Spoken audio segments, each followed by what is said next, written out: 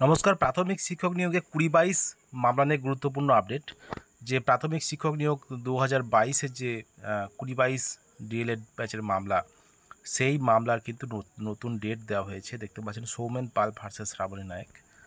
তো ডাই নম্বর 21/28/7/2023 এবং case number SLP নম্বর এবং present and last listed on 23/4/2024। যে লাস্ট যে 23শে এপ্রিল 2024-এ শুনানি হয়েছিল অনারেবল জাস্টিস এস বোপান্না এবং অনারেবল জাস্টিস সঞ্জয় কুমারের বেঞ্চে। তো বেঞ্চ পরিবর্তন হয়েছিল, আবারও কিন্তু বেঞ্চ পরিবর্তন হতে পারে। তো নতুন ডেটটা কবে দিয়েছে?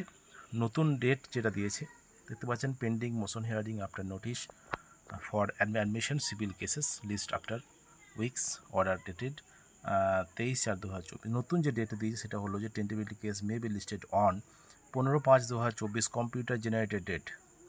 নতুন যে ডেট হয়েছে 15/5/2024 অর্থাৎ 15ই মে 2024 এই কেসটি উঠতে চলেছে এবং এই কেসটি টেন্টেটিভলি লিস্টেড হয়েছে। কম্পিউটার জেনারেটেড ডেটটা হয়েছে যে 15ই মে 2024-এ এই কেসটি শুনানি হতে চলেছে এবং সেদিন যদি শুনানি হয় তো খুব ভালো কথা, এবং সেদিন যদি না হয় তারপরে কিন্তু জুন মাসে কিন্তু গরমের ছুটি পড়ে যাচ্ছে।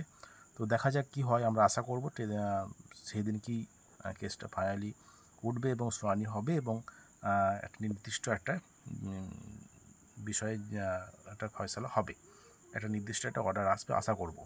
যাই হোক না কেন, এটা বিষয়টা পুরো মহামান্য সুপ্রিম কোর্টের উপর নির্ভর করছে কি হবে। তো যাই হোক, কি হবে কি না হবে সেটা পরের বিষয়, সেটা কোর্টের বিষয়। যাই হোক না কেন, ভালো হবে।